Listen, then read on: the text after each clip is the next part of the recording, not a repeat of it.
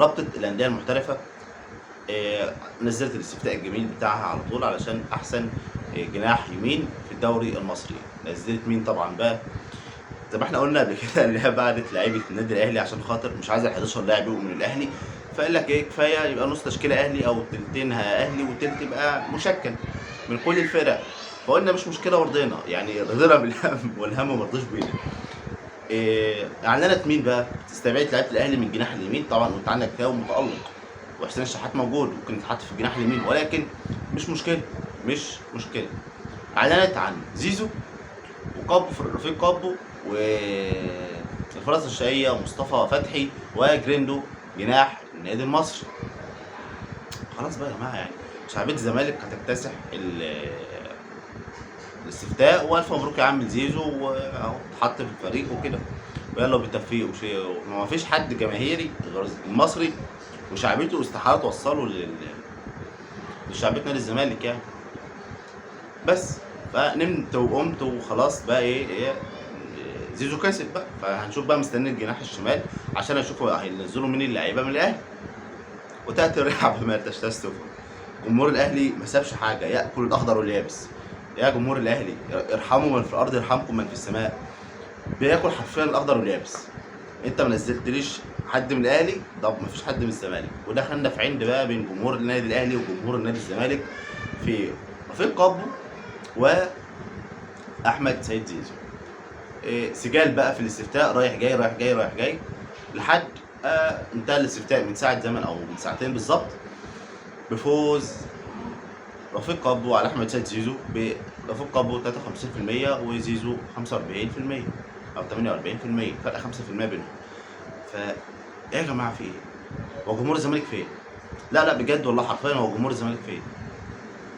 يعني السنه اللي فاتت قعدت تقول او قعدنا نقول مالناش دعوه انتوا اللي خليكم في المواقع واحنا في الملاعب، وانتوا في المواقع وعلى النت واحنا في الملعب والكلام ده. بس بقى يعني ده كان استفتاء المفروض تظهر نفسك فيه. والله العظيم اللي بيعملوا الاهلي ده حرفيا حرام. ايه يا عم؟ دماغ ناشفه، دماغ صعيدي قفل. مفيش ضباهي. طب يا عم روق، غمض عينك وعديها. لا مش هعديها، هي بتاعتي يا عم والله، ما تخصكش، ما تلزم، مش بتاعتك والله ما بتاعتنا. يقول لك لا برضه مش يا عم طب زيزو لاعب محترف لا برضه حرفيا انا ما شفتش، يعني انا اسف على اللفظ، كلاحه جمهور زي كلاحه النادي الاهلي. يعني بص مش هسيب لك حاجه، ده بيهديك والله ما انا سايب حاجه، واللي هيجي تحت رجلي هدوسه. ورابطه الانديه اعلنت فوز رفيق كابو على احمد سيد زيزو في الاستفتاء. فده يا جماعه من عجائب الدنيا اقسم بالله، او من عجائب الدوري عندنا. والعجيب بقى والاعجب من ده كله ان حتى الان الاستفتاء خلص، ولكن الرابطه ما اعلنتش مين الفايز.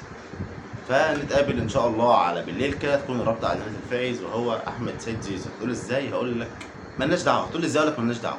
هم هيعملوا كده ليه؟ هي بص، دول بيضحكوا على دول ودول بيضحكوا على دول، وهي ماشيه بالحب كده وهتخلص. ولكن بجد والله يعني فين جمهور الزمالك؟ فين جمهور الزمالك من استفتاء الرابطه؟ 34 اسبوع جمهور الزمالك ما ظهرش في ولا اسبوع فيهم. على فكره انا عايز برضو في سؤال هطرحه على الاهلي دلوقتي. 34 اسبوع جمهور الاهلي ما ظهرش استفتاء، خلاص احنا بنقفل السيزون بتاعنا كله بقى بحلو امور عشان هيبدا سيزون جديد. فين جمهور الزمالك؟ مش موجود. والاسبوع ده يعتبر ما ظهرش، او ظهر نسبه قليله ولكن ما ظهرش. نيجي بقى لجمهور الاهلي. يا عم الاهلي ازاي تسمح لاخواتك الزملكاويه يظهروا بنسبه 48%؟ ازاي؟ انتوا كنتوا فين؟ طبعا ده تريقه. ف النهارده او الاستفتاء ده الزمالك تحسوا ان هو ظهر فيه شويه عن الاستفتاءات اللي قبل كده، ولكن طبعا استحاله توصل لقوه وسيطره النادي الاهلي وجمهوره، عشان ببساطه يعني الاهلي يحكم، الاهلي شعب.